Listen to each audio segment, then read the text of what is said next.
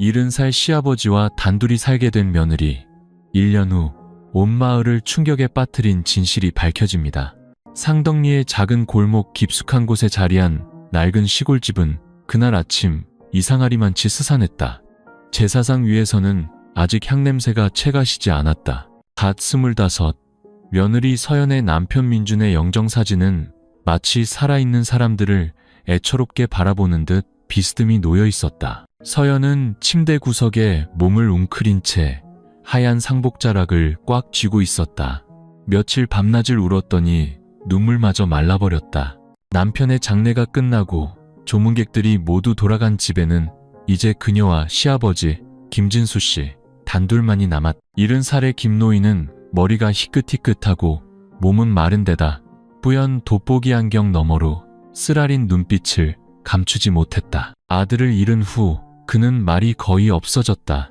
늙은이와 젊은이 두 사람은 쥐죽은 듯 조용한 집에서 함께 살았다. 민주는 너무나 갑작스럽게 떠났다. 공사장 사고였다. 4층 높이의 비계에서 떨어져 그 자리에서 즉사했다는 것 외에는 아무것도 분명하지 않았다. 서연과 결혼한 지 겨우 2달 만의 일이었다. 아무래도 제가 집을 얻어서 나가는 게 맞을 것 같아요. 사람들 입에 오르내리는 게 두려웠던 서연은 죄인처럼 머뭇거리며 겨우 입을 열었다.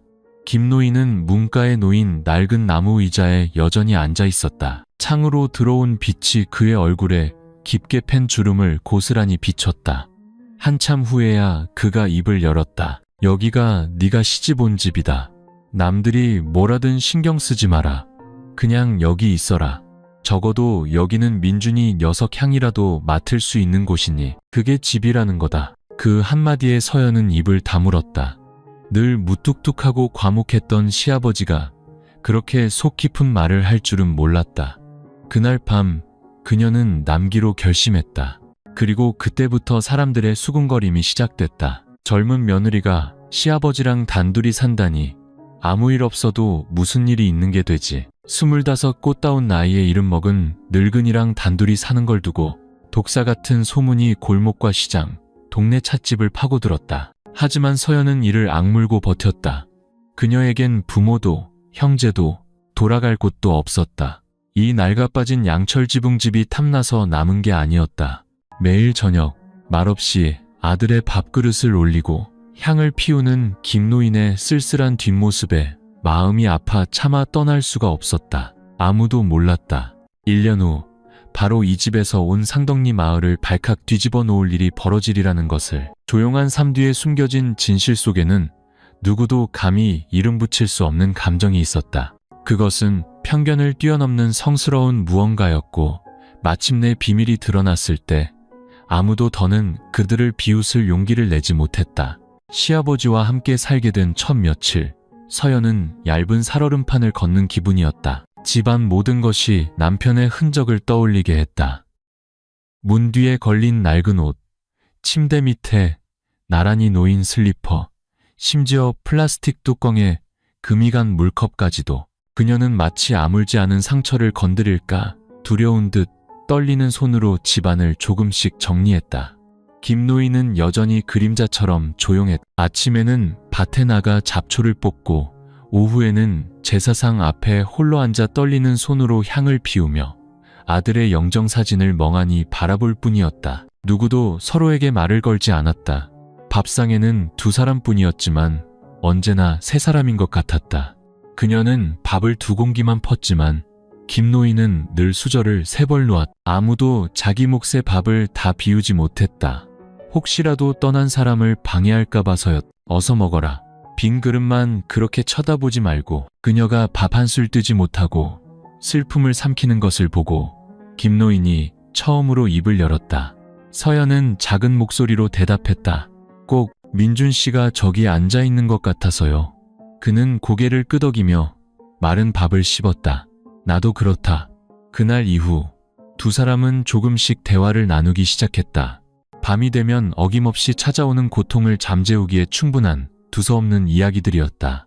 그는 민준이 어릴 때 오이나무에 오르다 떨어져 이마가 퉁퉁 부었던 이야기를 했고, 서연은 처음 만났을 때 민준이 비를 쫄딱 맞으면서도 버스 정류장에서 자기를 기다려주던 추억을 이야기했다. 사소해 보이는 예시야기들이 밥상 위로, 나무를 다듬는 오후의 햇살 속으로, 잠 못 이루는 밤의 어둠 속으로 스며들었다. 서연은 김노인의 생활에 점차 익숙해졌다.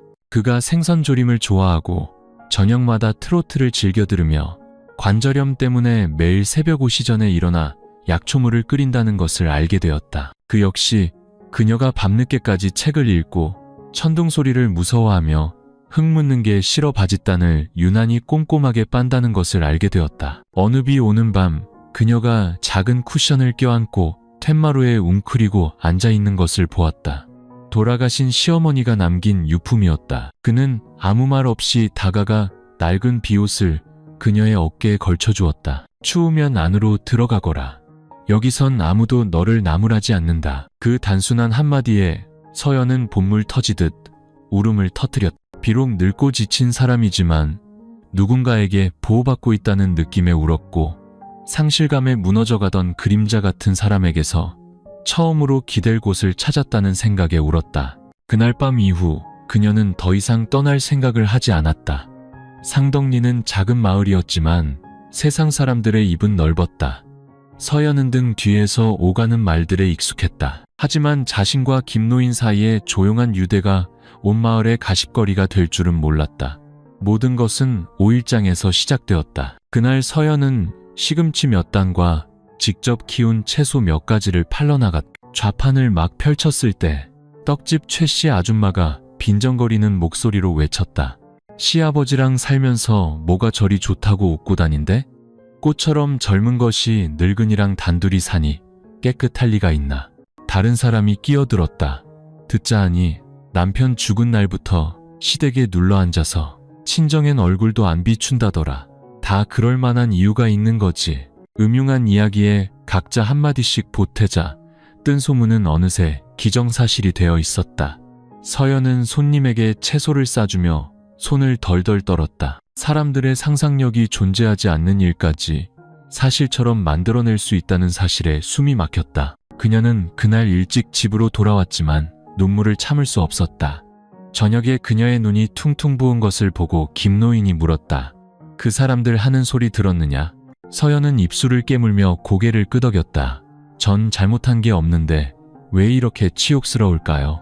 그는 오랫동안 침묵하다가 평생을 담은 듯한 한숨을 내쉬었다. 하늘이 알고 땅이 알면 된 거다. 네가 도리를 지키기 위해 여기 있는 것이니 도리를 다하며 살면 된다. 남의 입은 막을 수 없는 법이니 우리가 다르게 살면 그만이다. 그 말에 서연의 마음은 한결 가벼워졌지만 사람들의 시선이 남긴 상처까지 아물게 하지는 못했다. 두 사람이 함께 밭에 나갈 때마다 사람들의 빤히 쳐다보는 시선이 느껴졌다. 그녀가 지나가면 시장 상인들은 입을 다물었다가 등 뒤에서 수군거렸다. 한 번은 이웃집 아이가 천진난만하게 물었다. 아줌마, 왜 할아버지랑 결혼했어요? 그러고는 재밌는 수수께끼라도 낸 듯 친구들을 보며 킥킥거렸다. 그들이 침묵할수록 소문은 더욱 무성해졌다. 사람들은 서연이 김노인의 땅을 노리고 남았다고 말했다. 밤마다 침실에 밥상을 차려 들어가는 것이 단순한 보살핌이 아닐 거라고 했다. 젊은 여자가 늙은이와 단둘이 살면 무슨 일이 나도 날 거라고 수군댔다. 한 번은 동네 가게 주인이 농담 반 진담 반으로 말했다. 이제 아무도 당신한테 장가들려고 안 할 거야. 시아버지를 남편처럼 모시고 사는데 누가 겁 안 내겠어. 서연은 그 자리에 얼어붙었다. 설탕 봉지를 쥔 손에 힘이 들어갔고 눈에는 눈물이 그렁그렁했지만 애써 미소를 지었다. 하지만 가장 아픈 것은 그런 말들이 아니었다.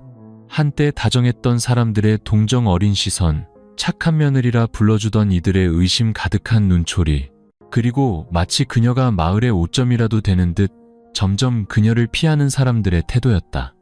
김노인은 모든 것을 알았지만 아무 말도 하지 않았다. 그는 그저 엄격한 태도와 분명한 존중을 담은 행동으로 묵묵히 그녀를 감싸주었다. 그는 절대 그녀가 혼자 자기 방에 들어오게 하지 않았고 이웃들이 보는 앞에서 너무 가까이 앉는 법도 없었다. 여론의 빌미를 주지 않기 위해서였다. 하지만 바로 그 점이 소문을 더욱 부풀렸다. 사람들은 감추는 게 더 수상하다고 말했다. 어느 날 저녁 식사 후 김노인이 불쑥 물었다. 네가 떠나고 싶다면 막지 않겠다. 하지만 남는다면 평생 혼자 살게 되더라도 고개 떳떳이 들고 살아야 한다. 서연은 그를 바라보았다. 처음으로 그 남자의 눈에서 깊은 슬픔을 보았다. 그것은 더 이상 시골 늙은이의 메마른 모습이 아니었다. 모든 것을 잃었던 한 사람의 심장이 인생의 마지막 온기를 지키려 애쓰는 모습이었다. 그녀의 눈에 눈물이 고였다. 어디 안 가요? 여기 남편 묘도 있고 아버님도 계신데요. 그날 이후 서연은 소문을 정면으로 마주하기로 결심했다. 하지만 그녀는 몰랐다. 그 침묵과 선의가 이야기를 누구도 예상치 못한 방향으로 끌고 갈 것이라는 사실을. 그의 장마는 일찍 찾아왔다. 며칠 동안 쏟아지는 폭우는 상덕리 마을 전체를 씻어 내리는 듯했다. 비에 젖은 나무들은 축 늘어졌고 흙벽은 얼룩졌으며 김 노인의 집 양철 지붕에서는 집 한가운데로 빗물이 뚝뚝 떨어졌다. 서연은 물이 떨어지는 곳 아래에 작은 대야를 받쳐두고 김이 모락모락 나는 죽 그릇을 상위에 놓으며 조용히 말했다. 아버님, 식사하세요. 지난번에 말씀하신 대로 후추랑 생강편으로 넣었어요. 김 노인은 고개를 들어 고맙다고 했다. 단순하지만 진심이 담긴 두 글자였다. 언제부터인가 두 사람은 습관처럼 서로를 챙기기 시작했다. 사랑도 아니고 혈육도 아니었지만 더 이상 낯선 사이도 아니었다. 하루는 서연이 그의 발톱을 깎아주는데 정전이 되었다. 방 안은 칠흑같이 어두워졌고 조용한 숨소리와 낡은 손톱깎이의 딸깍 소리만 들렸다. 김 노인의 발은 갈라진 상처투성이었고 발톱은 두껍고 휘어져 있었다. 서연은 아무렇지 않았다. 그녀는 조심스럽게 하나하나 정성을 다해 발톱을 정리했다. 어떤 대가도 바라지 않고 노인을 돌보는 것이 얼마나 큰 인내심을 필요로 하는 일인지 그녀는 이해했다. 김 노인은 발을 내려다보며 낮은 목소리로 말했다. 예전에는 내 시어미가 이렇게 해주었는데 그 사람이 떠난 지도 벌써 20년이 넘었구나. 서연은 고개를 들었다가 잠시 멈칫했다. 그녀는 슬픈 미소를 지었다. 여자의 운명이란 게 남자의 손에 박인 굳은 살을 가장 잘 이해하는 것 같아요. 그저 모든 사람이 외롭지 않고 단정하고 품위 있게 늙어갔으면 좋겠어요. 그 말 이후 아무도 더 말을 잇지 못했다. 하지만 김 노인의 마음속에는 팽팽했던 어떤 줄이 탁 풀리며 미세하게 떨리는 듯했다. 부엌에서 웅크리고 앉아 불을 지피며 요리하는 서연을 볼 때마다 그는 이름 붙일 수 없는 감정이 차오르는 것을 느꼈다. 남녀 간의 사랑이 아니라 아주 가깝고 꼭 지키고 싶은 무언가였다. 어느 날 밤 비가 몹시 내리고 천둥이 집이 흔들릴 정도로 연달아 쳤다. 어릴 때부터 천둥을 무서워했던 서연은 얼굴이 새파랗게 질려 손전등을 든 손을 벌벌 떨었다. 방에 누워있던 김노인은 소리를 듣고 밖으로 나와 그녀에게 비옷을 걸쳐주고는 손을 살며시 잡아 끌었다. 이리 들어오너라. 바깥은 위험하다. 작은 방에는 낡은 침대와 옷장이 전부였다.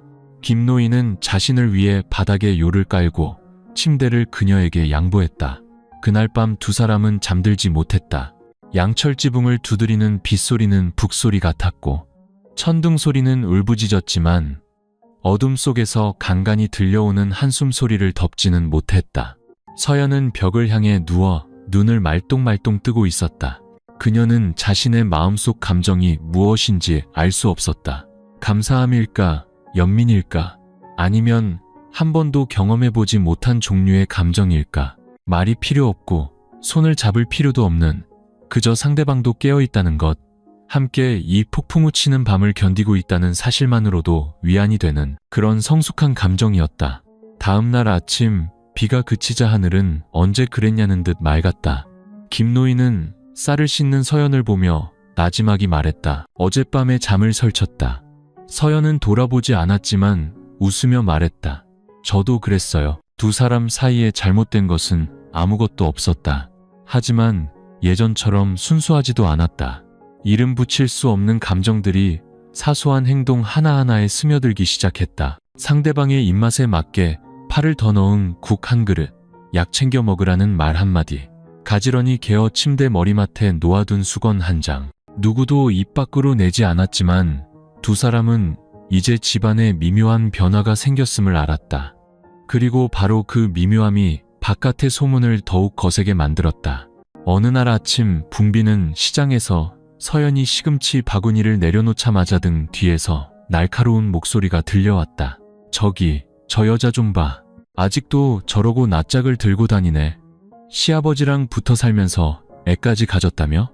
시장의 공기가 순간 얼어붙었다. 생선을 고르던 사람들, 고기를 사던 사람들이 모두 고개를 돌려 서연을 쳐다보았다. 그녀는 그 자리에 못 박힌 듯 서서 눈앞이 캄캄해졌다. 방금 무슨 소리를 들은 건지 믿을 수 없었다. 새 집 건너 사는 이웃집 여자가 서연을 손가락질하며 소리쳤다. 애까지 가졌으면서 시치미 뗄 생각. 마, 이 동네에서 모르는 사람이 어딨어. 남편도 없이 배가 불러오는데 시아버지랑 단둘이 살아. 신이 애를 점지해준 거라도 된다는 거야? 서연은 망연자실했다. 그녀는 무의식적으로 배에 손을 얹었다. 아직 희미하게 불러온 배였지만 사실이었다. 그녀는 임신했고 이 사실을 더는 숨길 수 없다는 것을 알았다. 수군거림이 본물 터지듯 터져나왔다. 저렇게 젊고 예쁜데 늙은이랑 붙어 살다니. 내가 진작부터 그럴 줄 알았어. 땅 문서라도 받아내려고 저러는 거겠지. 논이 몇 마지기에 집터까지 하면 꽤 될걸. 이건 근친상간이잖아. 정말 역겹다. 그때 쌀을 사러 갔던 김노인이 돌아오다 채소 좌판 옆에 주저앉아 있는 서연을 발견했다. 그녀는 얼굴이 새하얗게 질려 있었고 입술은 파랗게 변해 있었다. 사람들이 그녀를 둘러싸고 있었다. 그는 분노로 눈앞이 흐려졌다. 그는 아무 말도 하지 않았다. 두려워서가 아니었다. 말을 하면 할수록 사람들이 더 신나서 이야기를 지어낼 것이라는 걸 알았기 때문이다. 그날 밤 서연은 그의 어깨에 얼굴을 묻고 처음으로 아이처럼 흐느껴 울었다. 모든 억울함, 치욕, 서러움이 울음과 함께 터져나왔다. 그는 그저 말없이 앙상한 손을 그녀의 어깨에 가만히 얹고 다독였다. 아버지 같으면서도 아버지 같지 않은 위로였다. 아무도 아이에 대해 말하지 않았지만 두 사람 모두 그 아이가 김노인의 아이라는 것을 알고 있었다. 죄송해요. 그녀의 목소리는 갈라지고 끊어졌다.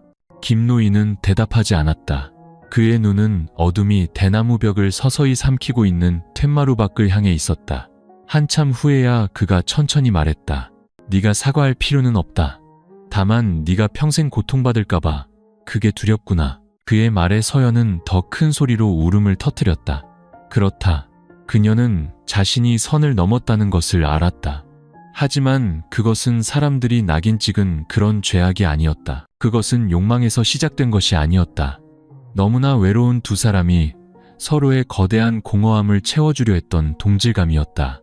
그들은 막다른 골목에서 서로에게 기댔다. 어둠 속에서 유일하게 남은 빛인 것처럼. 다음날 아침 김노인은 마을 어귀로 나갔다. 그는 수십 명의 사람들 앞에 서서 선언했다.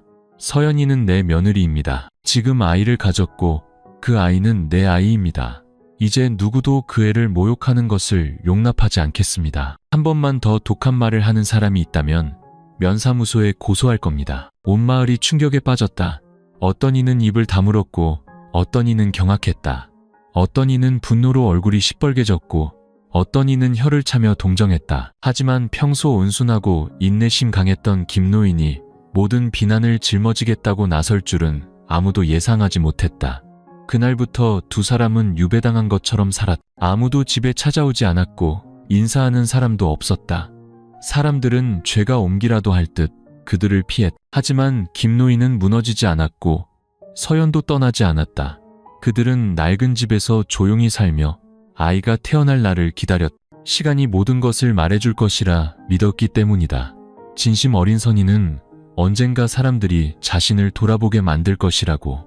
하지만 폭풍우는 아직 끝나지 않았다. 진짜 충격적인 사실은 아직 다가오고 있었기 때문이다. 살을 내는 듯한 늦겨울의 어느 밤, 상덕리 마을이 안개와 희미한 등불에 잠겨 있을 때 동네 끝 작은 집에서 아기 울음소리가 터져나왔다. 추운 계절 속 작은 불꽃처럼 붉고 건강한 사내 아이가 태어났다. 서연은 지쳐 있었지만 연이은 진통에도 눈을 감지 못했다.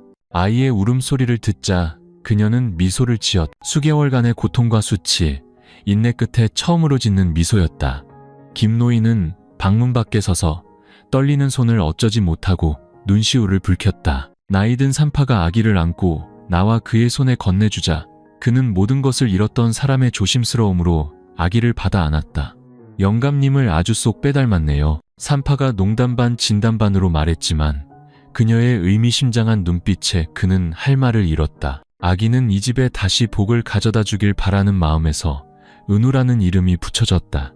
하지만 평온은 잠시뿐, 여로는 마른 장작에 불 붙듯 다시 타올랐다. 며느리가 시아버지의 아이를 낳았다는 소문은 사방으로 퍼져나갔다. 상덕리뿐만 아니라 이웃 마을까지 알게 되었다. 이미 무성했던 소문은 이제 걷잡을 수 없이 커졌다. 어떤 이는 김노인이 미쳤다고 했고 어떤 이는 서연을 파렴치한 여자라고 욕했다.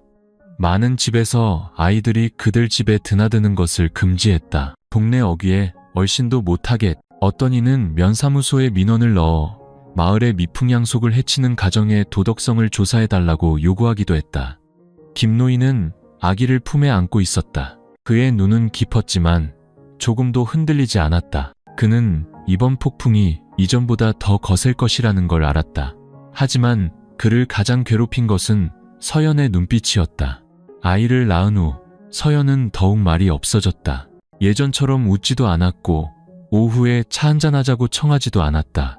그녀는 온종일 아이를 돌봤지만 김노인과 눈이 마주칠 때면 시선을 피했다. 그녀는 말하지 않았지만 그는 그녀의 마음속에 무엇이 쌓여있는지 알 수 있었다. 어느 날 밤 아기가 잠든 후 서연이 툇마루에 앉아 있었다. 차가운 바람이 얇은 옷깃을 파고들었다. 김노인이 조용히 다가가 말했다. 후회하느냐? 서연은 오랫동안 침묵하다 대답했다. 은우를 가진 건 후회하지 않아요. 하지만 이 아이가 커서 사람들이 하는 말을 듣게 될까봐 두려워요. 그는 고개를 끄덕였다. 가슴이 도려내는 듯 아팠다. 이해한다. 그리고 너에게 진작했어야 할 말이 있다. 그가 이어서 한 이야기는 서연의 인생을 송두리째 뒤흔들었다. 오래전 그와 아내가 결혼했을 때 딸이 하나 있었다고 했다. 1977년 대홍수 때 한 살도 채 안 된 딸을 잃어버렸다고. 몇 달 동안 찾아 헤맸지만 결국 아이가 급류에 휩쓸려 갔다고 받아들일 수밖에 없었다. 하지만 그와 아내의 마음속에서 그 고통은 한 번도 아문 적이 없었다. 서연이 출산하기 일주일 전 그는 발신인이 없는 이상한 편지를 받았다. 안에는 누렇게 변색된 종이 한 장과 낡은 사진 한 장이 들어있었다. 그가 오래전 안고 있던 갓난아기 사진이었다. 아기의 목덜미 뒤에는 나무심 모양의 점이 있었다. 바로 서연이 집 뒤 우물가에서 머리를 감을 때 그가 봤던 점과 똑같은 모양이었다. 그는 의심했지만 확신할 수 없었다. 그녀의 뱃속 아기가 태어나 똑같은 점을 가지고 있기 전까지는 그는 서연을 보며 조용히 물었다. 내 부모님이 돌아가신 후에 누가 너를 거둬 키웠는지 기억나니? 서연은 망연자실했다. 그녀는 더듬거리며 어릴 때 북쪽 지방의 한 할머니 손에 자랐고 자신의 뿌리에 대해서는 아무것도 모른다고 했다. 그저 홍수가 지난 후 개울가에서 주워졌다고 들었을 뿐이라고. 그 순간 모든 것이 무너져 내렸다. 그들은 서로를 눈도 깜빡이지 않고 바라보았다. 두려움과 공황 상태가 두 사람을 덮쳤다. 그녀가 그의 딸일 수도 있었다. 그렇다면 이 아이는 대체 무엇인가? 그 질문에 두 사람은 숨이 막혔다. 그리고 그때부터 진실을 찾기 위한 여정이 시작되었다. 다음날 이른 아침, 상덕리 마을이 아직 옅은 안개 속에서 잠들어 있을 때 서연은 은우를 담요에 싸고 김노인을 따라 버스 정류장으로 나섰다. 그의 손에는 낡은 편지와 갓난아기 사진, 그리고 잃어버린 딸의 마지막 증거처럼 간직해온 1977년의 낡은 호적등본이 들려 있었다. 첫 번째 목적지는 오래전 그들 부부가 북쪽에서 남쪽으로 이주하던 중 홍수를 만났던 강원도의 신룡군이었다. 서연은 창밖의 낯선 풍경을 보며 마음이 복잡했다. 진실이 무엇이기를 바라야 할지 알 수 없었다. 만약 그의 말이 사실이라면, 만약 자신이 정말 그의 딸이라면 그녀의 인생은 너무나 큰 잘못을 저지른 것이었다. 하지만 아니라면 그것이 그녀를 죄책감에서 벗어나게 해줄 희망이 될 수 있을까? 군청에서 그들은 당시 구조대원으로 일했던 이 씨라는 노인을 만날 수 있었다. 이 씨는 서류를 뒤적이다 고개를 저었다. 그 애는 정말 끔찍했지. 수백 명이 물에 휩쓸려 갔어. 한 살배기 여자아이가 마을 사람들에게 발견됐는데 자식이 없던 워리 할머니라는 분께 맡겨졌지. 아마 객강 마을이었을 거야. 그 말을 듣는 순간 서연은 주저앉을 것만 같았다. 그분이 바로 어릴 때 자신을 키워준 할머니였다. 그녀가 할머니라고 부르던 그분, 그녀가 중학생일 때 돌아가셨고 영정 사진도 서류도 없이 뒷산에 작은 무덤만 남았다. 그들은 즉시 객강 마을로 향했다. 비포장도로를 달려 도착한 시골 마을은 황량했고 낡은 집 몇 채만이 남아 있었다. 워리 할머니의 집은 허물어지고 그 자리에 빨간 기와지붕을 얹은 새 집이 들어서 있었다. 새 집 주인은 할머니의 조카라는 중년 남성이었다. 그는 처음에는 말하기를 꺼렸지만 사진을 보고 사정을 듣자 목이 메어 말했다. 할머니가 돌아가실 때 장롱 서랍에 나무 상자 하나를 남기셨어요. 한 번도 열어본 적이 없는데 이제 열어볼 때가 된 것 같네요.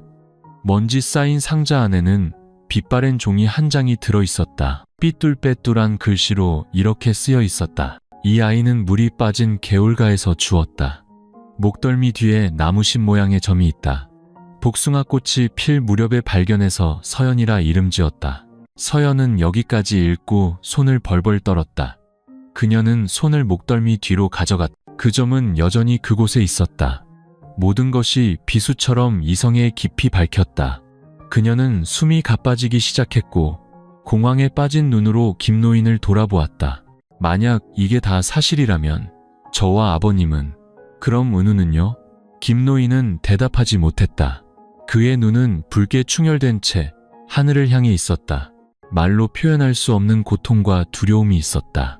하지만 진실은 조각조각 드러나고 있었다. 서연은 오래전 그 아이였고 그 아이는 그의 친딸이었다. 그날 밤 두 사람은 작은 여관방 앞에서 아무 말 없이 앉아 있었다. 서연의 품에서 은우는 새근새근 잠들어 있었다. 바람이 야자수 사이를 스쳐 지나갔고 풀벌레 소리가 요란했지만 두 사람의 마음은 얼어붙어 있었다. 서연이 나지막이 말했다. 누구의 잘못도 아니라는 건 알아요. 하지만 이제 모든 게 너무나 잘못됐어요. 김노인이 천천히 말했다. 내 잘못이다. 내가 너를 더 일찍 찾지 못한 내 잘못이야. 만약 그날 내가 조금만 더 버텼더라면, 만약 내가 쓰러지지 않았더라면. 그는 무릎에 얼굴을 묻었다. 홍수 속에서 딸을 잃고 자신도 모르는 사이 그 딸을 다른 방식으로 사랑했던 한 아버지. 이제 잘못은 이미 저질러졌고 아이는 태어났으며 핏줄은 얽혀버렸다. 하지만 이 진실을 묻어야 할까? 아니면 드러내야 할까? 그리고 만약 드러낸다면 그들은 무엇을 잃게 될까? 늦봄의 싸늘한 냉기 속에서 상덕리로 돌아왔을 때 김노인은 딴 사람이 되어 있었다. 더 이상 점잖고 침착한 남자가 아니었다. 멍한 눈빛, 늘 떨리는 두 손, 영혼 없는 발걸음을 가진 노인이 되어 있었다.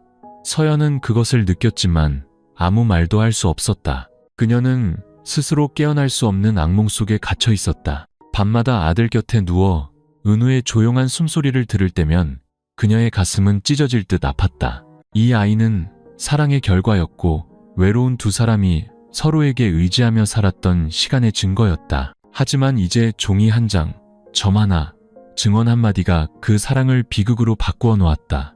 서연은 매일 두 개의 삶을 사는 것 같았다. 한쪽은 아이를 안고 잠을 재우고 밥 한 그릇을 챙기는 엄마의 삶이었다. 다른 한쪽은 자신이 죄악의 길을 걷고 있는 것은 아닌지 끊임없이 자문하며 고통받는 여자의 삶이었다. 그리고 무엇보다 아버지를 제대로 불러보지도 못한 채 끔찍한 운명의 굴레를 짊어진 딸의 삶이었다.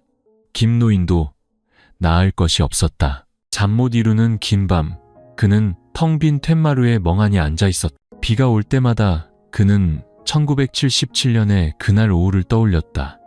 홍수가 지붕을 휩쓸고 아내가 흙탕물 속으로 사라지고 어린 딸이 울부짖음 속에서 자취를 감췄던 그날. 그는 수십 년을 깊은 고통 속에서 살았고 모든 것을 잃었다고 생각했다.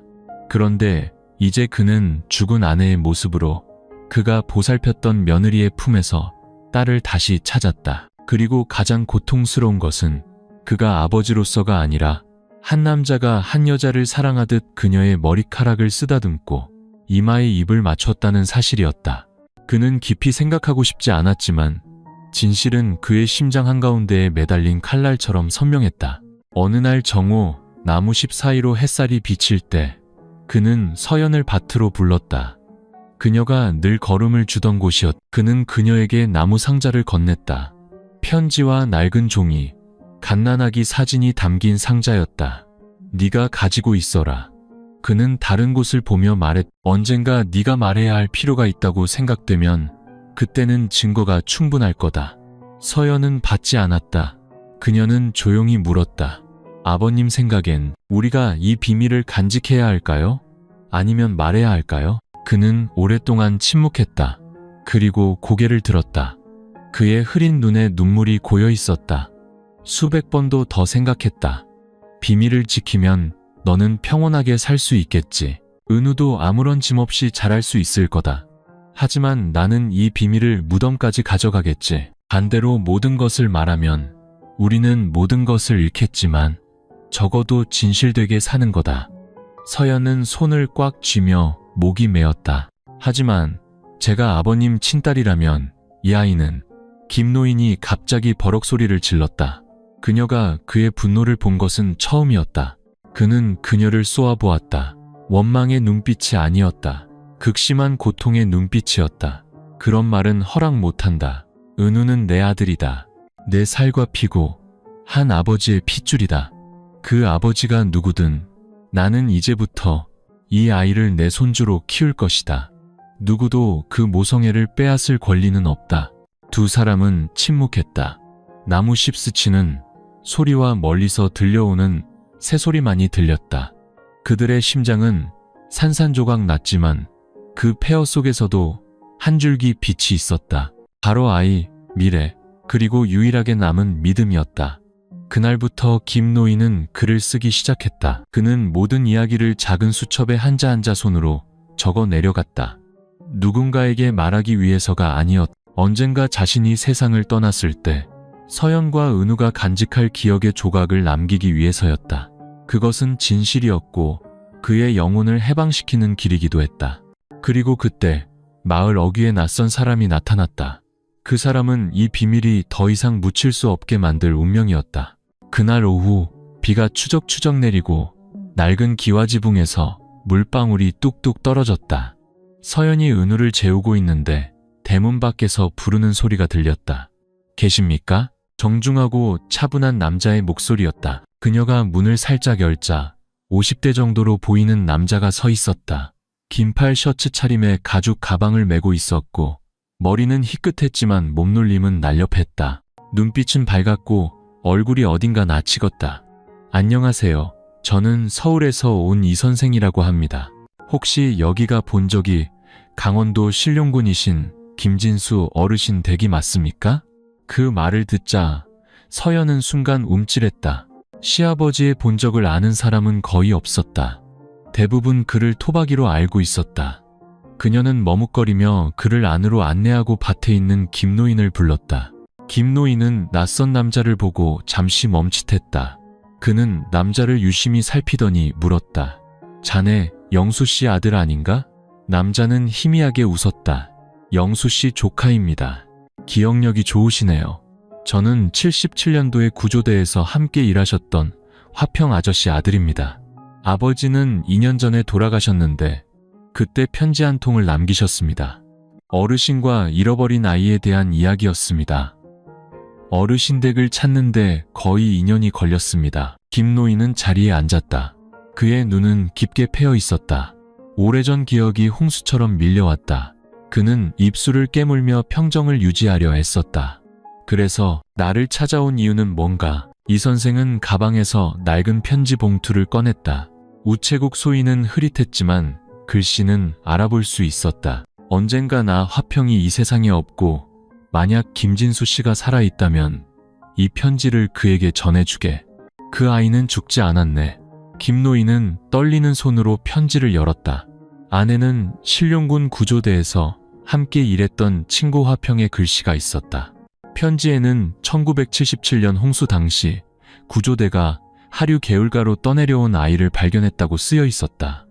아이는 기절한 상태였고 주변에 가족은 없었다. 군청에서 이미 가족 전체가 사망했다고 통보했기 때문에 화평은 차마 보고하지 못했다. 아이가 가여웠고 마침 자식이 없던 그는 객강마을의 월이 할머니에게 아이를 맡겨 키워달라고 부탁했다. 상황이 안정되면 알리려 했지만 갑작스러운 발령으로 라오스로 이주하게 되었다. 그는 임종을 앞두고서야 편지를 썼다. 누군가 김노인을 찾아 이 모든 사실을 알려주기를 바라면서. 김노인의 손이 굳어졌다. 뒤에 서 있던 서연은 멍하니 서 있었다. 눈물이 어느새 볼을 타고 흘러내렸다. 이제 모든 것이 명백해졌다. 그녀는 그 아이였고 그의 딸이었다. 틀림없었다. 모든 의심, 점, 희미한 기억, 편지, 증인, 모든 조각이 하나의 완전한 그림으로 맞춰졌다. 운명이 장난친 잔인한 그림이었다. 그날 밤 김노인은 허공을 응시하며 앉아 있었다. 서연은 옆에 앉아 은우를 품에 안았다. 아이는 엄마 품에서 평화롭게 잠들어 있었다. 아버지, 그녀가 조용히 불렀다. 우리가 운명에게 너무 잔인했던 걸까요? 그는 대답하지 않았지만 그의 눈에서 두 줄기 눈물이 흘러내렸다. 그들은 시간을 되돌릴 수도 일어난 일을 지울 수도 없었다. 하지만 적어도 이제는 진실을 알았다. 그리고 진실을 알았을 때 인간에게는 두 가지 선택지가 있다. 그것을 안고 살아가거나 아니면 그것에 짓눌려 무너지거나. 다음 날 아침 김노인은 수첩 마지막 줄에 이렇게 썼다. 5월 15일 비밀이 밝혀졌다. 하지만 이제부터 우리는 거짓이 아닌 진실로 살아갈 것이다. 소문은 언제나 그랬듯 진실이 없어도 빠르게 퍼져나갔다. 이 선생이라는 남자가 상덕리를 떠난 지 며칠 만에 동네 찻집과 5일장, 마을 회관 마당에서 사람들은 김노인과 서연이 친부녀 사이라는 이야기를 수군거렸다. 어떤 이는 직접 들었다고 했고 어떤 이는 서류를 봤다고 했다. 어떤 이는 은우가 근친상간의 결과물이라는 살까지 덧붙였다. 아무도 사실을 확인하지 않았지만 한때 효심 깊다며 칭찬받던 젊은 며느리 서연의 이름은 이제 등 뒤에서 속삭여지는 이름이 되었다. 가게 주인들은 수군거렸고 이웃들은 피했다. 몇몇 아이들은 부모에게 은우와 놀지 말라는 말을 들었다. 스쳐 지나가는 시선 하나, 무심코 던지는 말 한마디가 비수처럼 서연의 가슴에 밝혔다. 그녀는 길을 나설 때마다 온 마을이 자신을 쳐다보는 것 같았다. 그녀는 아이를 안고 고개를 숙인 채 서둘러 걸었고 모든 대화를 피했다. 집에 손님이라도 찾아오면 안으로 숨어버렸다. 김노인은 여전히 침착하고 조용했지만 그의 눈빛은 더욱 무거워졌다. 그는 이곳 사람들을 너무나 잘 알았다. 그들은 악하지 않았다. 그저 자신들의 틀에서 벗어나는 것을 받아들이지 못할 뿐이었다. 어느 날 오후 그는 이장님을 집으로 초대했다. 두 사람은 동년배 친구였고 함께 농사를 짓고 마을 정자를 짓는데 힘을 보탰던 사이였다. 이장, 김노인이 찻잔을 따르며 천천히 말했다. 한 번만 말하겠네. 서연이는 내 친딸이야. 1977년에 홍수로 잃어버렸다가 평생을 찾아 헤맨 끝에 다시 만났지. 우리 사이에 일어난 일은 무지와 운명이 만든 비극일세. 누구도 의도한 게 아니야. 이장님은 한숨을 쉬며 안타까운 눈으로 그를 바라보았다. 마을 사람들이 말이 많아. 자네도 알잖나. 사람들 입방아의 끝이 어디 있나. 김노인은 고개를 끄덕였다. 사람들이 이해해주길 바라진 않네. 그저 서연이를 좀 내버려뒀으면 좋겠어. 그 애는 충분히 고통받았어. 그리고 은우, 그 아이는 아무 죄가 없어. 그날 이후 이장님은 마을 임원회의를 소집했다. 그는 사람들 앞에 서서 말했다. 잘못된 것은 이미 대가를 치렀습니다. 아직 죄가 되지 않은 것을 가지고 사람을 벼랑 끝으로 몰지 맙시다. 그럼에도 불구하고 모든 험담을 잠재울 수는 없었다. 어떤 이들은 그들을 변호했지만 여전히 매정한 사람들도 많았다. 서연은 점점 지쳐갔다. 그녀는 시장에 나가는 것을 그만두었고 은우도 마을 어린이집 대신면에 있는 유치원으로 옮겼다. 그녀는 외출을 줄였고 웃음도 줄었다. 아이가 잠든 후에도 밤늦게까지 뜬 눈으로 밤을 지새웠다. 하루는 거울 앞에 앉아 김노인이 예전에 시어머니를 닮아 아름답다고 칭찬했던 긴 머리카락을 묵묵히 잘라냈다. 그녀는 변하고 싶었다. 세상 사람들 눈에 비친 죄 많은 여자의 모습을 지우고 진정한 엄마가 되고 싶었다. 김노인은 그 모습을 보고 아무 말도 하지 않았다. 그저 조용히 잘린 머리카락을 모아 수건에 싸서 집 뒤 바가에 묻었다. 고통스러운 인생 하나를 묻는다. 그는 속삭였다. 내 딸이 다시 시작할 수 있도록. 상덕리는 몇 주간의 소란 끝에 잠잠해지는 듯했다. 하지만 인생은 조용히 살고자 하는 사람들을 결코 내버려 두지 않았다. 가장 큰 폭풍은 하늘에서 온 것이 아니라 김노인이 다시는 마주치고 싶지 않았던 한 사람에게서 왔다. 그날 오후 검은색 승용차 한 대가 김노인의 집 앞에 섰다. 차에서 내린 사람은 70세에 가까워 보이는 남자로 몸집이 다부지고 머리에는 포마드를 발랐으며 비싼 가죽 신발을 신고 있었다. 그는 낯선 얼굴이었지만 눈빛에는 계산적인 기색이 역력했다. 그는 툇마루에 아이를 안고 서 있는 서연을 똑바로 쳐다보았다. 안녕하십니까? 김진수 씨를 찾아왔습니다. 옛 친구라고 해도 좋고 옛 채권자라고 해도 틀리지 않겠지요. 서연이 무슨 영문인지 몰라 어리둥절하고 있을 때 김노인이 안에서 나왔다. 그는 그 남자를 보자 걸음을 멈췄다. 순간 그의 눈빛이 변했다. 침착함은 긴장감으로 바뀌었고 이마의 주름에 불편한 기색이 역력했다. 박 사장, 김노인이 한자 내뱉었다. 그래, 아직 나를 기억하고 있다니 다행이군. 남자가 비웃었다. 세상 사람들이 자네 집안의 기막힌 이야기에 대해 떠드는 걸 들었네. 그래서 궁금해서 한번 와봤지. 와서 보니 정말 가관이더군. 박 사장은 오래전 김노인의 사업 파트너였다. 당시 불법 목재 사업을 하다 적발되었을 때 김노인은 제때 발을 뺐지만 박 사장은 경찰 조사를 받고 재산을 모두 잃고 감옥에 갈 뻔했다. 그는 그때부터 김노인을 원망했다. 자신이 대신 모든 것을 뒤집었었다고 생각했다. 이제 김노인의 비밀을 알게 되자 그는 아픈 곳을 더 깊이 찌를 기회를 잡았다. 여긴 어쩐 일인가? 김노인은 평정을 유지하려 애썼지만 손은 꽉 쥐어져 있었다. 간단하네. 예전에 치욕에 대한 보상으로 2천만 원을 내놓든가. 그는 가방 지퍼를 열고 사진 뭉치를 꺼냈다. 서연이 은우를 안고 있는 사진과 이 선생이 남긴 확인서 사본이었다. 아니면 이걸 전부 군청과 내가 아는 기자에게 보내겠네. 서연은 그 자리에 얼어붙었다. 심장이 멎는 것 같았다. 다른 사람의 고통을 이용해 자신의 이익을 챙기는 파렴치한 인간을 본 적이 없었다. 김노인은 씁쓸하게 웃었다. 내가 가만히 보고만 있을 것 같나? 박 사장은 어깨를 으쓱했다. 사흘 주지. 돈이냐? 아니면 신문 기사냐? 선택은 자네 몫이야. 그럼 이만, 나도 약속이 있어서. 그가 떠나자 서연은 의자에 주저앉았다. 얼굴이 새하얗게 질렸다. 그녀는 그렇게 노골적인 잔인함을 마주한 적이 없었다. 그녀는 아이를 안고 소리 없이 눈물을 흘렸다. 이제 어떻게 해야 해요? 김노인은 바로 대답하지 않았다. 그는 오랫동안 침묵하다가 낮지만 단호한 목소리로 말했다. 더 이상 누구도 너를 상처 입히게 두지 않을 거다. 은우가 어둠 속에서 자라게 하지도 않을 거야. 이 판사판이라면 내가 모든 것을 밝혀야겠지. 그날 밤 김노인은 편지를 썼다. 마을 사람들에게도 군청에도 아니었다. 예전에 신세를 졌던 한 기자에게 보내는 편지였다. 편지에서 그는 모든 이야기를 털어놓았다. 1977년의 홍수부터 잃어버린 아이, 그리고 핏줄인 줄 모르고 시작된 동거와 싹튼 감정까지. 그는 용서를 구하지 않았다. 그저 이해를 구했다. 그리고 정확히 사흘 후 박 사장의 협박대로 김노인을 비방하는 기사가 실리는 대신 신문에는 이런 제목의 기사가 실렸다. 40년간 딸을 찾아 헤맨 아버지, 그리고 눈물 속에 피어난 비극. 온 마을이 술렁였다. 하지만 이번에는 비난이 아닌 침묵이었다.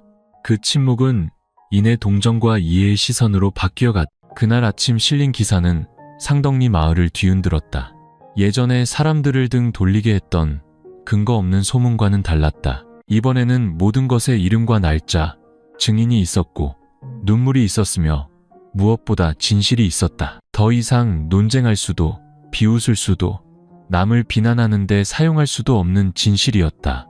기자는 진심 어린 목소리로 썼다. 40년 넘게 희망 없이 딸을 찾던 김진수 씨는 마침내 딸을 다시 만났습니다. 아이러니하게도 아버지가 아버지의 마음으로 딸을 찾는 동안 딸은 아내의 마음으로 기댈 곳을 찾았습니다. 진실이 밝혀졌을 때 두 사람은 서로를 끌어안고 울 수밖에 없었습니다. 죄책감 때문이 아니라 운명의 장난에 희생된 고통 때문이었습니다.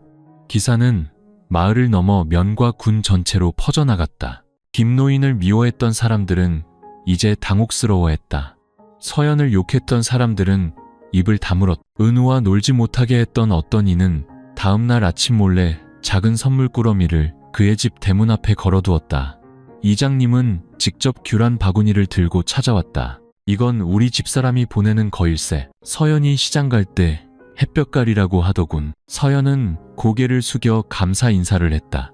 눈시울이 붉어졌다. 선물 자체는 대단한 것이 아니었지만 그녀에게는 용서의 첫 신호였고 1년 내내 그녀를 짓눌렀던 메마르고 가혹한 현실을 적셔주는 단비 같았다. 그날 오후 몇몇 아이들이 다시 김노인의 집 마당에서 놀았다. 한 아이가 은우의 손을 잡아 끌었다. 나랑 공기놀이 할래? 은우는 엄마를 돌아보았다. 서연은 미소를 지으며 가볍게 고개를 끄덕였다. 그녀는 아이가 자신의 눈물을 보지 못하도록 서둘러 돌아섰다. 그 후 한 달 동안 아무도 근친상간이라는 단어를 입에 올리지 않았고 정말 부녀 사이냐고 묻는 사람도 없었다. 사람들은 침묵을 택했다. 부인하기 위해서가 아니라 존중하기 위해서였다. 어떤 이들은 평생을 바르게 살아온 남자가 말년에 겪는 가혹한 고통과 엄마가 되자마자 억울한 운명의 굴레를 짊어진 젊은 여자를 가엾게 여기기 시작했다. 기사가 나간 후 처음 열린 마을 회의에서 김노인은 여전히 예전 자리인 오른쪽 구석에 앉았다. 이장님은 개회사를 마친 후 갑자기 말했다. 본론에 들어가기 전에 한 말씀 드리겠습니다.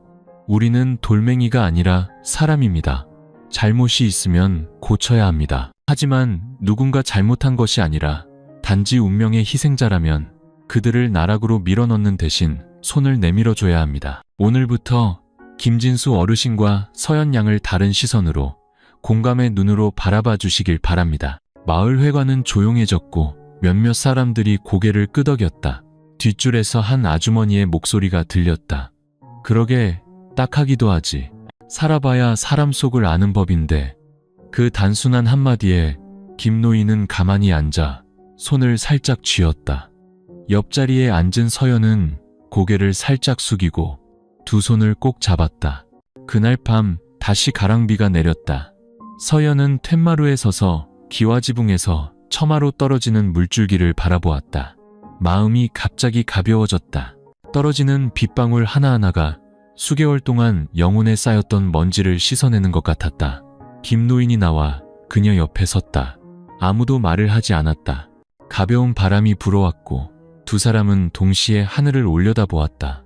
아주 오랜만에 처음으로 하늘이 정말 높고 마음이 정말 평온하다는 것을 느꼈다. 그날 아침 햇살이 부드럽게 내리쬐었고 바람은 더 이상 며칠 전처럼 차갑지 않았다. 서연은 마당에서 빨래를 하고 있었고 은우는 작은 칠판에 낙서를 하고 있었으며 김노인은 집 뒤 텃밭을 정리하고 있었다.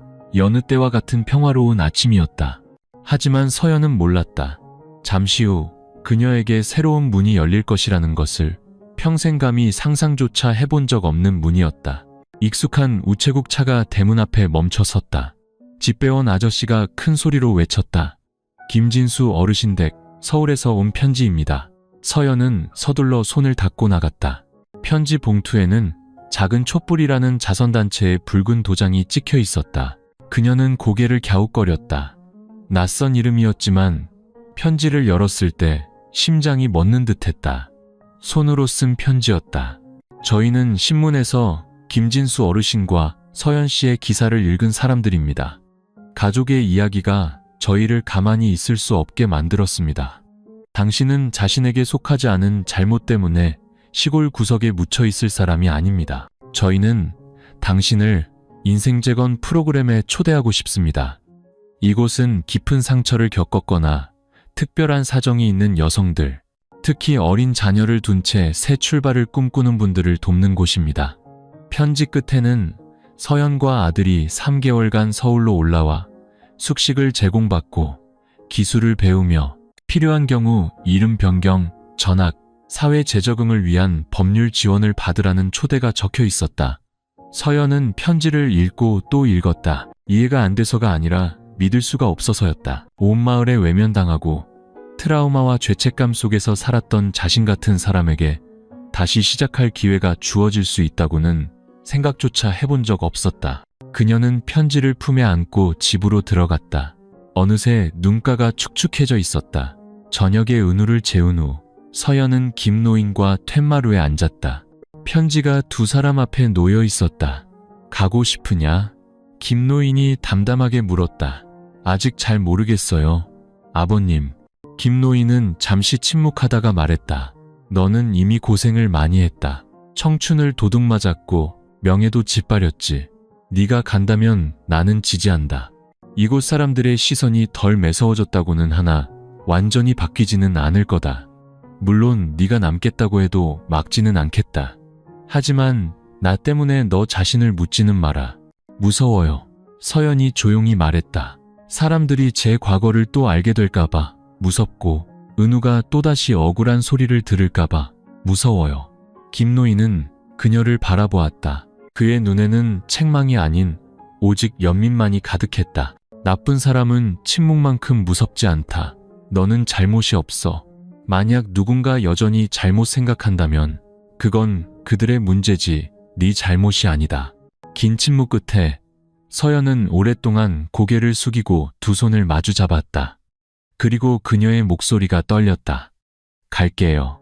하지만 딱 3개월만요. 기술을 배워서 다시 여기로 돌아오고 싶어요. 도망치기 위해서가 아니라 저를 묻었던 바로 그곳에서 다시 시작하기 위해서요. 김노인은 고개를 끄덕였다. 수개월 만에 처음으로 그는 딸의 등이 곧게 펴지고 시선을 피하지 않으며 고개를 숙이지 않고 앞을 바라보는 모습을 보았다. 일주일 후 서연과 은우를 태운 차가 상덕리를 떠났다. 배웅 나온 사람은 많지 않았지만 모두가 축복의 말을 건넸다. 이장님은 그녀의 손에 건빵 한 봉지를 쥐어주며 말했다. 먼 길 가는데 먹으면서 가게. 잘 다녀오고 마을 잊지 말고. 서연은 웃으며 그의 손을 잡고 조용히 대답했다. 영영 떠나는 게 아니에요. 더 좋은 엄마가 되기 위해 잠시 다녀오는 거예요. 차가 먼지를 일으키며 떠났다. 김노인은 손을 흔들며 그 모습을 지켜보았다. 마음은 무거웠지만 그것은 딸을 잃었기 때문이 아니었다. 처음으로 그녀에게 미래가 보였기 때문이었다. 3월의 서울, 날씨는 쌀쌀했지만 더 이상 살을 내는 추위는 없었다. 봄바람이 머리카락을 스치며 은은한 햇살 냄새와 도시의 먼지를 실어 날랐다. 서연은 은우를 안고 작은 촛불센터 마당에 서서 낯선 감정에 휩싸였다. 이곳의 모든 것은 너무나 달랐다. 생활 리듬부터 자동차 경적 소리, 낯선 사람들의 시선까지. 그녀는 마을 사람들의 시선을 두려워했지만 이제 도시의 무관심이 오히려 공허함을 느끼게 했다. 아는 사람도, 과거를 아는 사람도 없다는 것은 일종의 자유였지만 외로움을 동반했다. 센터 직원인 지영 씨는 서연이 두려움의 껍질을 깨고 나오도록 도와준 첫 번째 사람이었다. 그녀는 판단하지 않고 부드럽게 말했다. 여기서는 설명할 필요 없어요. 그저 노력하면 돼요. 과거는 남들이 들추기 좋아하는 것이지만 미래는 오직 자신만이 만들 수 있는 거예요. 센터에서는 재봉, 요리, 제빵, 보육 등 다양한 기술을 가르쳤다. 서연은 제빵을 선택했다. 잘해서가 아니라 고향이 그리워서였다.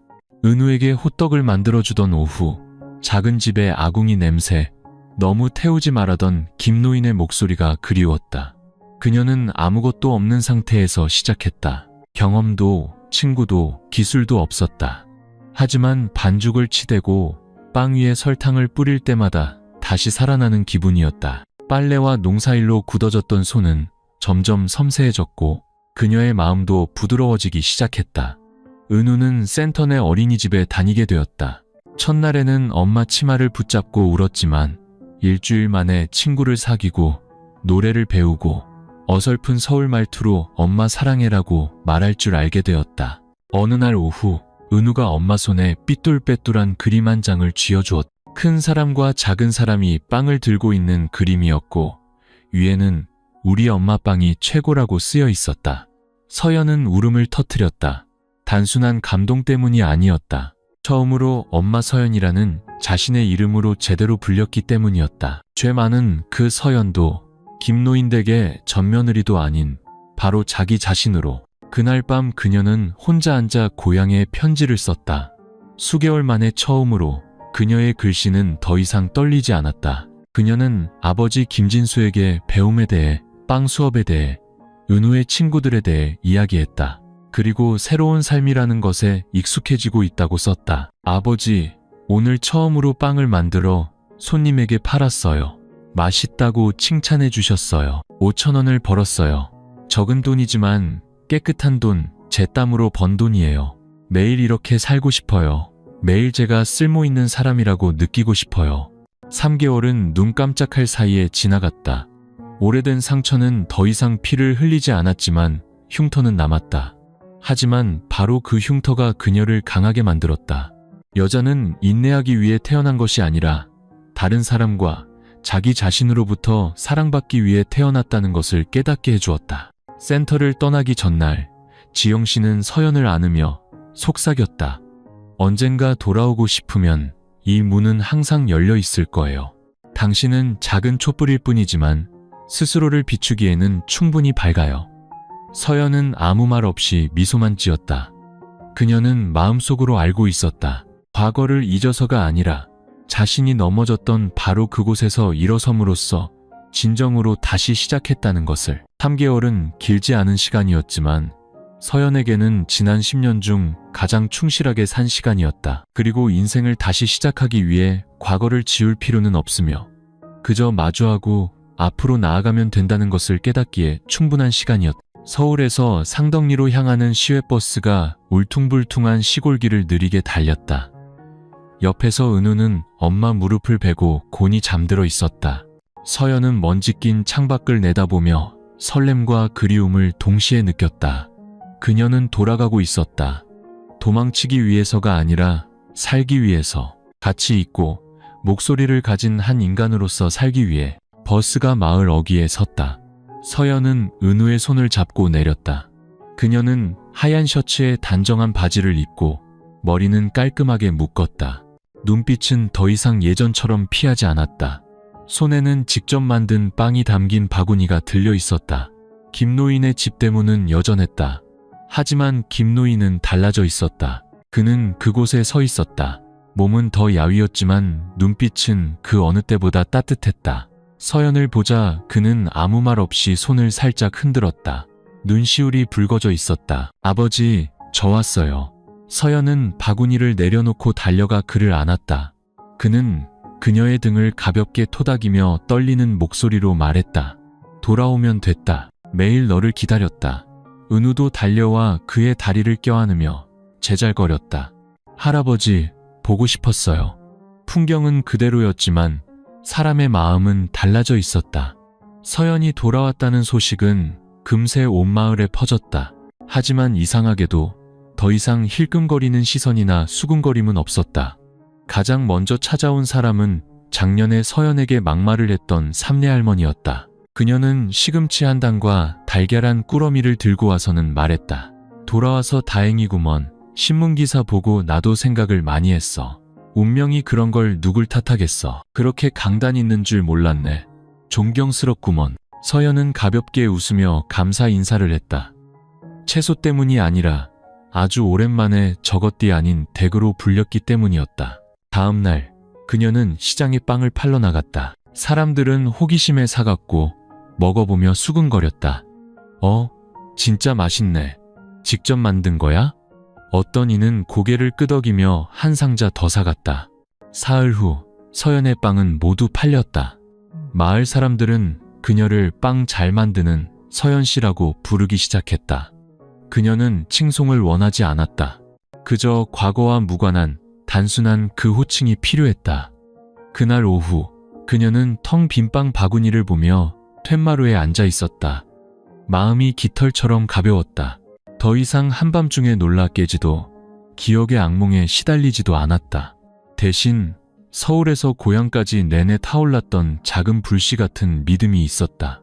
김 노인이 차 2잔을 들고 와 옆에 앉았다. 그 3개월이 없었다면 네가 지금처럼 변할 수 있었을까 자문해본다. 서연은 그를 보며 눈을 가늘게 뜨고 웃었다. 아버지가 안 계셨다면 전 첫걸음도 떼지 못했을 거예요. 하지만 아무리 멀리 가도 결국 돌아오기 위해서라는 걸 알아요. 김 노인은 딸을 바라보았다. 그의 눈에는 더 이상 슬픔이 아닌 자랑스러움이 담겨 있었다. 그날 밤 둥근 달이 환하게 빛났다. 서연은 서울의 지영 씨에게 편지를 썼다. 지영 선생님, 첫 빵을 모두 팔았어요. 마을 사람들은 이제 저를 빵 잘 만드는 서연 씨라고 불러요. 평범하게 들리지만 제게는 인생에서 가장 고귀한 칭호예요. 초여름의 어느 오후 하늘이 불타는 듯 더웠다. 서연이 시장에서 빵 좌판을 막 정리하는데 누가 다가왔다. 옷차림은 번듯했지만 차가운 눈빛과 목소리에 등골이 오싹해지는 중년 남자였다. 오랜만이네. 서연은 걸음을 멈췄다. 온몸에 세포가 얼어붙는 듯했고 빵을 정리하던 손이 떨렸다. 그녀가 고개를 들어 그 남자를 보았다. 눈에 핏발이 섰다. 강태식. 그녀가 가장 비참했을 때 무정하게 모자를 버리고 떠났던 전남편이었다. 그녀는 아무 말도 인사도 하지 않고 조용히 짐을 챙겨 돌아섰다. 하지만 태식이 따라오며 칼날처럼 날카로운 목소리로 말했다. 이 동네에서 유명해졌다며? 신문에도 나고. 대단하네. 원하는 게 뭐죠? 서연이 멈춰서서 그를 똑바로 쳐다보았다. 더 이상 예전의 나약한 아내가 아니었다. 태식은 희미하게 웃었다. 내 아들 혼자 키울 생각이야? 어쨌든 나도 아버지인데. 서연은 주먹을 꽉 쥐었다. 그의 말 한마디 한마디가 심장을 찌르는 것 같았다. 말 한마디 없이 떠나고 그녀를 나락으로 밀어넣었던 그가 이제 와서 아버지의 권리를 논하다니. 당신이 아버지라는 말을 입에 올릴 자격이 있어요? 그녀가 얼음장 같은 목소리로 말했다. 내가 고통스럽게 그 아이를 낳았을 때 당신은 다른 여자 품에 안겨 있었잖아요. 아이가 아파서 열이 펄펄 끓을 때, 세상 사람들이 나를 손가락질할 때 당신은 어디 있었죠? 태식은 침묵했다. 후회해서가 아니라 서연의 변화에 놀라서였다. 사과하러 온 거 아니야. 협상하러 왔지. 태식은 도리자에 앉아 주머니에서 서류 뭉치를 꺼냈다. 내가 빚이 좀 있는데 채권자들이 내가 아들이 있다는 걸 알더군. 유명해진 엄마 밑에서 잘 크고 있다고. 그놈들이 애를 서울로 데려가서 광고라도 찍어돈 좀 벌어오라더군. 서연의 얼굴이 새하얗게 질렸다. 아들을 팔러 온 것이었다. 심장이 조여드는 것 같았다. 그의 말 한마디에 소리치고 싶었지만 그녀는 침묵했다. 숨을 쉬기 위해, 무너지지 않기 위해. 그녀는 이를 악물고 말했다. 협상할 것도 없고 당신이 내 아들 근처에 오는 것도 허락 못해요. 태식은 벌떡 일어나 으르렁거렸다. 이제 마을 사람들한테 좀 예쁨 받고 시아버지가 뒤를 봐주니까 뭐라도 된 것 같아? 내 성격 알 텐데. 순순히 아이를 만나게 해주지 않으면 뒤실은 책임 못 져. 말을 마친 그는 떠났다. 그의 모습이 마을 삼거리 너머로 사라졌지만 서연의 심장은 여전히 거세게 뛰었다. 그녀는 이 일이 여기서 끝나지 않을 것임을 알았다. 그날 밤 그녀는 김노인에게 모든 것을 털어놓았다. 그는 이야기를 듣고 멍해졌다가 조용히 말했다. 내가 처리하마. 아니에요, 아버지. 더는 피하지 않을 거예요. 그 사람이 온 건 제가 약하다고 생각해서예요. 하지만 제가 직접 나서서 제 아이를 지키지 않으면 아무도 대신해주지 않아요. 김노인은 딸을 보았다. 처음으로 그는 서연에게서 강인함뿐만 아니라 한 어머니의 기계를 보았다. 폐허를 딛고 굳건히 일어선 여자의 모습이었다. 하지만 두 사람 모두 몰랐다. 다음날 태식이 혼자가 아니라 팔에 문신을 한 험상궂은 남자들과 함께 돌아올 것이라는 사실을 그들은 대문 앞에 서서 소리쳤다. 나와서 얘기 좀 하자. 선택은 두 가지야. 애를 내놓든가 돈을 내놓든가. 상덕리 마을이 발칵 뒤집혔다. 고함 소리가 온 동네에 울려 퍼졌다. 문신을 한 두 남자가 김노인의 집 대문을 막아선 채 험악한 얼굴로 소리쳤다. 서연, 선택은 두 가지다. 애를 우리한테 넘기든가 돈을 내놓든가. 서연은 은우를 품에 안고 있었다. 눈빛은 차가웠다. 그녀는 당황하지도 울지도 숨지도 않았다. 그녀는 밖으로 나가 태식과 두 남자와 마주섰다. 단호한 목소리로 말했다.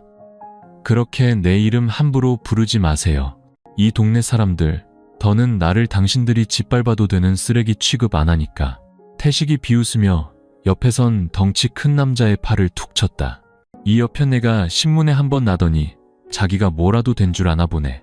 서연은 침착하게 모든 이웃이 들을 수 있도록 큰 소리로 말했다. 마을 어르신들께 하나만 묻겠습니다. 만약 여러분의 남편이 다른 여자 따라 집을 나가고 어린 자식을 아내에게 맡겨 키우게 한 뒤에 돌아와서 아이를 내놓으라고 하면 누가 순순히 내주겠습니까? 마을 사람들이 하나둘씩 모여들었다.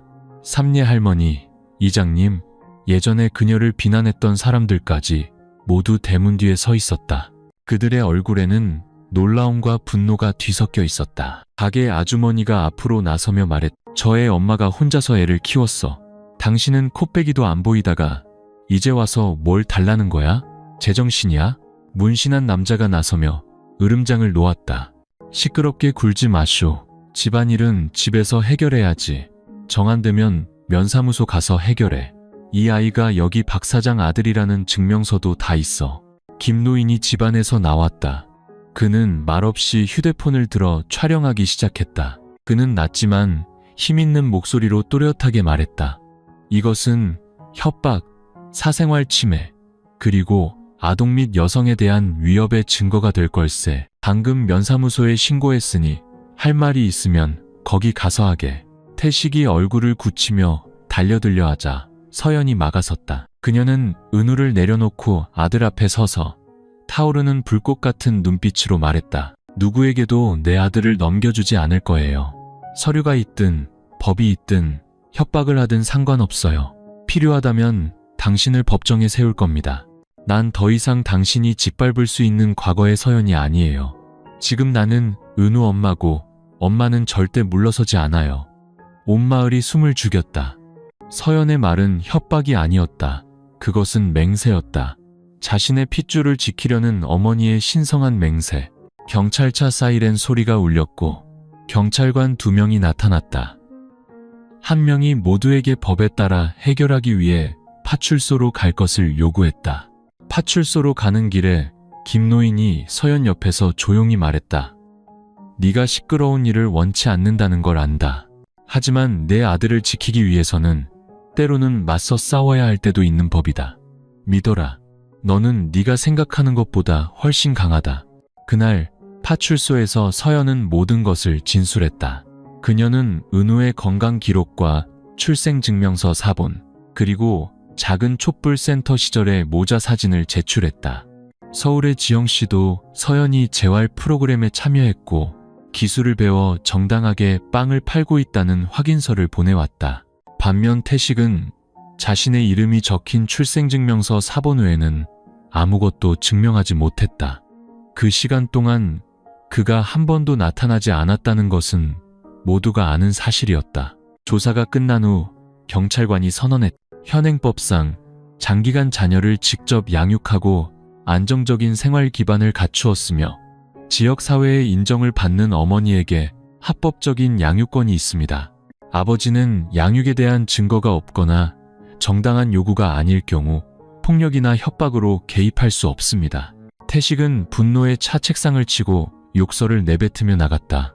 하지만 이번에는 누구도 그의 편을 들지 않았다. 문신한 남자들도 슬그머니 사라졌다. 서연은 몇몇 마을 사람들의 박수를 받으며 파출소를 나섰다. 가게 아주머니가 달려와 그녀의 손에 찹쌀떡 봉지를 쥐어주었다. 예전엔 널 믿지 않았는데 이제는 믿어. 정말 대단하다. 서연은 주위를 둘러보았다.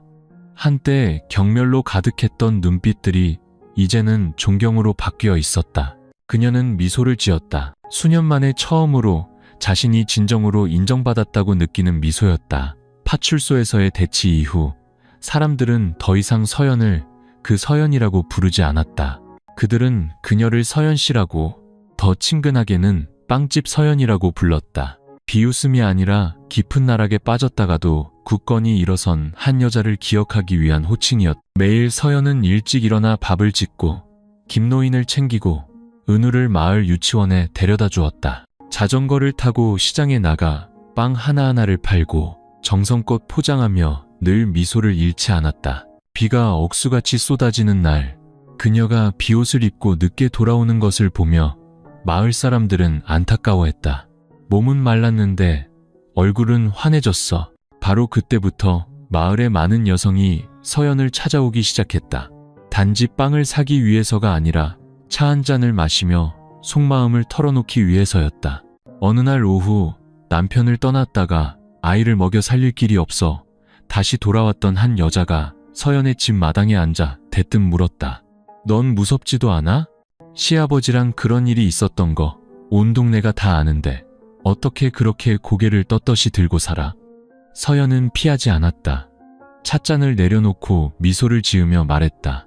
저도 몇 년 동안 고개 숙이고 살았어요. 근데 그러다 보니 깨달았어요. 남들은 뭐라고 하든 잠깐이지만 내 인생은 평생이더라고요. 계속 도망치기만 하면 언제 진짜 내 인생을 살겠어요? 그 말에 여자는 오랫동안 침묵했다. 그날 밤 그녀는 빈손으로 집에 돌아가 아이를 힘껏 껴안았다. 다음 날 그녀는 면사무소에서 하는 미용기술 교육에 등록했다. 소문이 퍼지면서 사람들은 서연과 차를 마시고 그녀의 이야기를 듣고는 각자 다른 생각을 품고 집으로 돌아갔다. 그녀는 연설가가 아니었지만 그녀의 삶과 인내는 다른 사람들에게 조용한 가르침을 주었다. 존중받고 싶다면 동정을 구걸하지 않는 법부터 배우라고. 하루는 그녀가 면 부녀회 모임에서 강연을 해달라는 요청을 받았다. 회장이 그녀를 무대 위로 부르며 웃으며 말했다. 이렇게 진솔하게 사는 사람은 처음 봅니다. 보고서 같은 건 필요 없고 서연 씨 이야기 듣는 것만으로도 충분할 겁니다. 그녀는 작은 무대에 올라 수십 명의 여성들 앞에서 떨리는 손으로 마이크를 잡았다. 하지만 아래를 내려다보자 바닥에 앉아 엄마를 보며 환하게 웃고 있는 은우가 보였다. 그녀는 갑자기 마음이 평온해졌다. 저는 누구를 가르치려는 게 아닙니다. 그저 제 이야기를 할 뿐입니다. 예전에 저는 온 마을의 손가락질을 받았고 시장에 가도 물건을 팔아주지 않았습니다. 하지만 지금 바로 그 시장에서 저는 빵을 팔고 사람들은 제 빵을 다 사갑니다. 제가 대단해서가 아니라 포기하지 않았기 때문입니다. 강당은 조용해졌고 어떤 이는 눈물을 닦았고 어떤 이는 서로의 손을 잡았다. 수군거림은 없었다. 그날 이후 사람들은 서연의 말을 조용한 조언처럼 마음속에 간직했다. 인생이 때로 우리에게 치욕을 강요하더라도 비굴하게 사는 것에 결코 익숙해지지 말자. 그리고 그날부터 마을 사람들은 서연의 집을 따뜻한 곳으로 기억하기 시작했다. 맛있는 빵과 향긋한 차, 그리고 무엇보다 많은 이들이 바라는 모습으로 살아가는 한 여인이 있는 곳. 부유하거나 아름다워서가 아니라 선하고 굳건하기에. 그날 밤 상덕리 마을에 갑작스러운 소나기가 쏟아졌다. 낡은 부엌에는 장작 타는 소리와 희미한 등불만 있었다. 서연이 팥죽을 끓이고 있는데 김노인이 조용히 들어왔다. 그의 손에는 미처 다 꿰매지 못한 은우의 낡은 옷이 들려 있었다. 그는 자리에 앉아 옷을 내려놓고 서연을 바라보았다. 처음으로 시아버지의 눈빛이 아니라 너무나 오랫동안 자신의 마음을 숨겨온 한 남자의 진실된 눈빛이었다. 서연아, 그가 쉬어버린 목소리로 말했다. 네게 물어볼 것이 있다.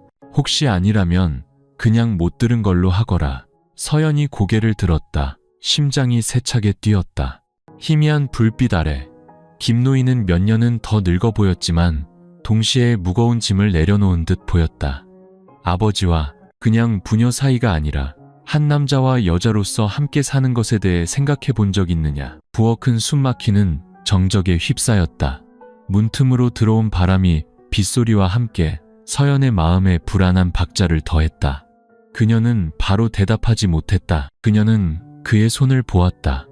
배고플 때 빵 한 조각을 건네주고 은우가 열이 날 때 안아주고 산산조각난 그녀의 삶을 조용히 일으켜 세워준 그 손을 생각해봤어요, 아버지.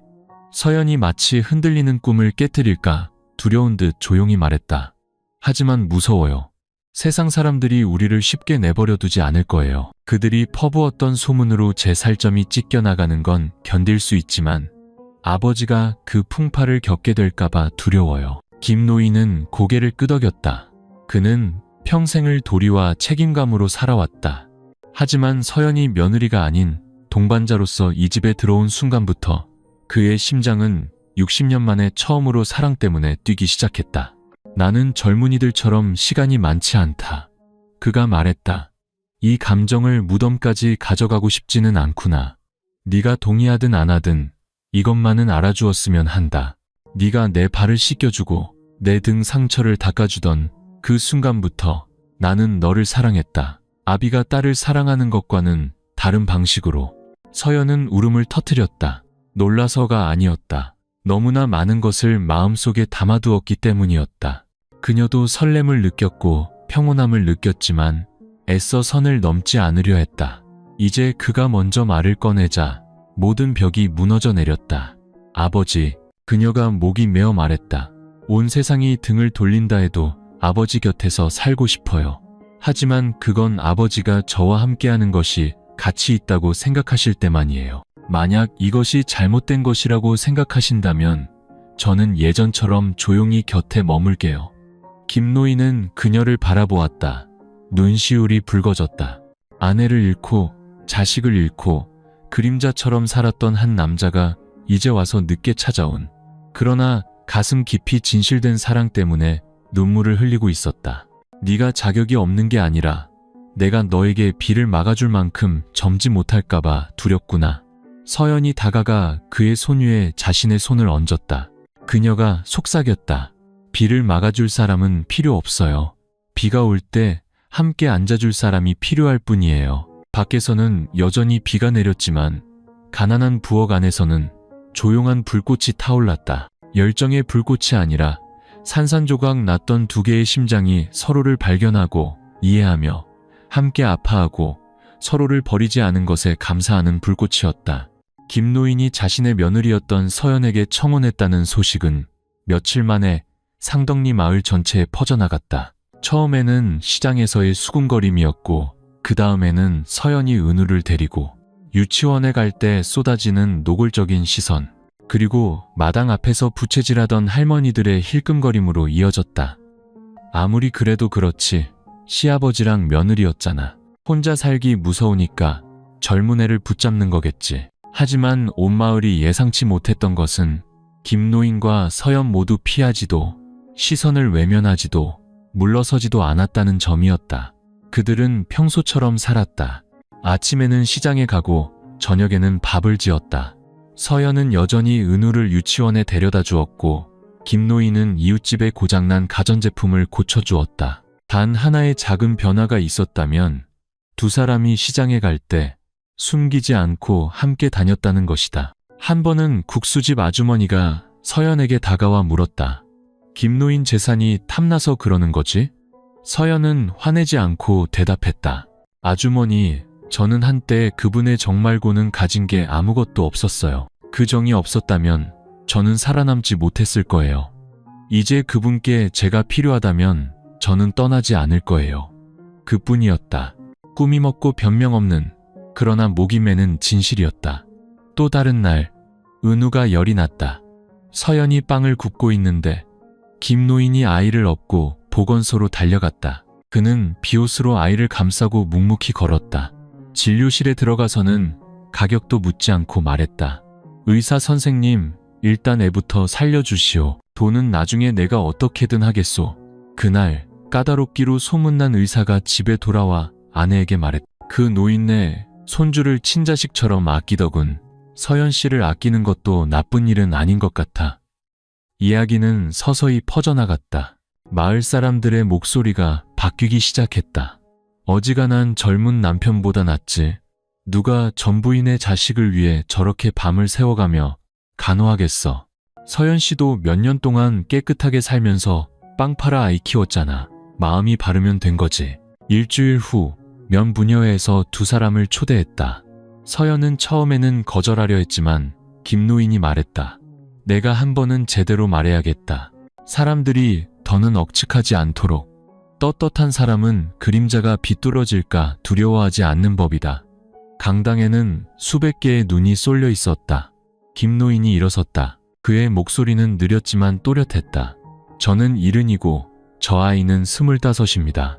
저는 한때 저 아이의 시아버지였습니다. 하지만 수년간 함께 살면서 제 마음이 한쪽으로 기울었다는 것을 알았습니다. 여러분의 지지를 바라지는 않습니다. 다만 비난받을 일이 있다면 모두 제가 받겠습니다. 저 아이는 잘못이 없습니다. 만약 잘못한 사람이 있다면 그것은 마지막 사랑을 할 용기를 낸 저 늙은이입니다. 강당은 조용해졌고 어떤 이는 조용히 눈물을 닦았고 어떤 이는 부끄러움에 고개를 숙였다. 서연은 옆에 앉아 그의 손을 잡았다. 아무 말도 하지 않았지만 그 손길은 맹세였고 감사였으며 떠나지 않겠다는 약속이었다. 그날 이후 마을 사람들은 더 이상 수군거리지 않았다. 그들은 빵을 더 많이 사러 왔고 바쁠 때 서연에게 아이를 맡겼다. 그들은 사랑이 반드시 나이나 관계에 얽매이는 것이 아니라는 것을, 서로를 이해하고 상처 주지 않는다면 그것으로 충분하다는 것을 믿기 시작했다. 3월 중순의 어느 일요일 아침이었다. 상덕리 마을의 하늘은 유난히 푸르렀다. 이른 아침부터 마을 방송 스피커에서 익숙한 음악이 흘러나오더니 이장님의 떨리는 목소리가 이어졌다. 오늘 김진수 어르신 댁에서 어르신과 서연 양의 혼례를 올립니다. 큰 잔치도 화려한 예물도 없지만 마을 회관문은 열려 있습니다. 정이 있는 분은 들러주시고 마음이 있는 분은 축복해 주시고 한때 의심했던 분들은 오셔서 증인이 되어 주십시오. 8시가 채 되기도 전에 마을 사람들이 마을 회관 마당을 가득 메웠다.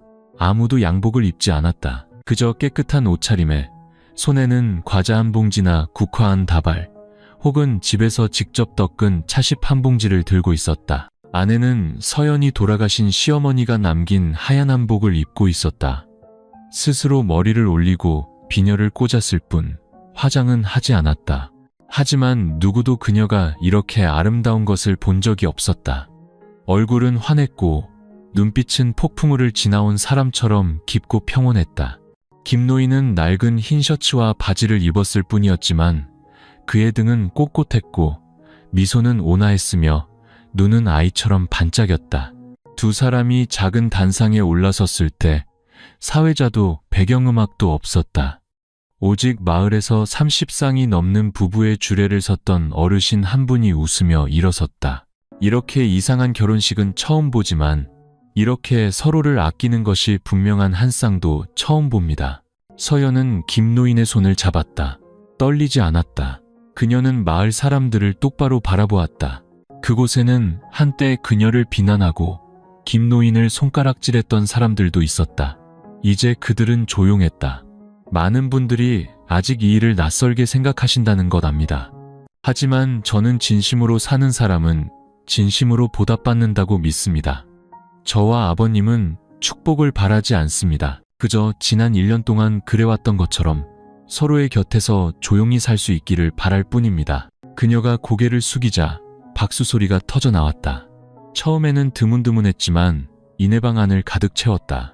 가장 많이 혀를 찼던 할머니가 제일 먼저 다가와 서연의 손에 찹쌀떡 한 봉지를 쥐어주며 속삭였다. 축하한다. 예전에는 이해 못했는데 이제는 알겠다. 사랑에 항상 이유가 있는 건 아니지만 일단 사랑하게 되면 지켜야 하는 법이지. 피로연에는 고기나 생선은 없었다. 팥죽 한 솥과 만두, 그리고 따뜻한 차가 전부였지만 누구도 불평하지 않았다. 마을 사람들은 오랫동안 자리에 남아 예시하기를 하며 웃음꽃을 피웠다. 그들은 김노인이 서연에게 빵을 가져다 주고 손님들에게 차를 따라주는 모습을 보며 눈시울을 붉혔다. 그날 비는 오지 않았지만 어떤 이들은 울었다. 슬퍼서가 아니라 평생 처음으로 웨딩드레스도 무대도 없지만 사랑과 용기, 용서와 믿음, 그리고 선한 사람은 결국 행복해진다는 모든 것을 담고 있는 결혼식을 보았기 때문이다. 인생은 때로 교과서와 같지 않다. 처음에는 귀에 거슬리고 눈에 거슬리는 일들이 알고 보면 그 나름의 이치와 정을 품고 있을 때가 있다. 김노인과 서연의 이야기처럼 시아버지와 과부 며느리라는 도저히 이어질 수 없을 것 같던 두 사람. 그러나 세월 속에서 함께 살며 서로를 너무나 부드럽고 깊고 선한 감정으로 사랑하게 되어 마침내 온 마을이 고개를 숙이게 만들었다. 남들은 쉽게 판단하지만 그 두 사람이 얼마나 많은 고통을 겪었는지, 서로에게 의지하며 살았는지, 밥 한 술과 한숨 한 번까지도 서로 양보하며 침묵했는지 누가 알겠는가. 그들의 사랑은 불타오르거나 열정적이지 않았지만 숯불처럼 끈질겼다. 꺼지지 않고 은은하게 타오르며 상실로 차가웠던 집 전체를 따뜻하게 데웠다. 이 이야기는 해피엔딩 이상의 것을 남긴다. 진정한 사랑은 나이나 지위, 세상에 인정해 있는 것이 아니라 서로를 이해하고 희생하며 자신의 마음에 진실될 용기에 있다는 것을 가르쳐준다. 또한 세상의 입은 칼날처럼 날카로울 수 있지만 사람의 마음이 충분히 선하다면 모든 것을 녹일 수 있다는 것을 상기시켜준다. 김노인은 이른의 나이에 사랑할 용기를 냈고, 서연은 한때 시아버지였던 사람을 지키며 효와 의를 모두 지켰다. 그들은 세상의 인정을 필요로 하지 않았다. 그저 자신들의 집에서 어린 손주와 함께 소박하지만 웃음이 가득한 밥상을 마주하며 평온하게 살기만 하면 되었다. 누구나 늙고 누구나 한 번쯤 옳고 그름의 선택 앞에서 흔들린다. 하지만 우리가 진실되게 선하게 마음으로 살아간다면 행복은 결국 가장 부드러운 방식으로 찾아올 것이다.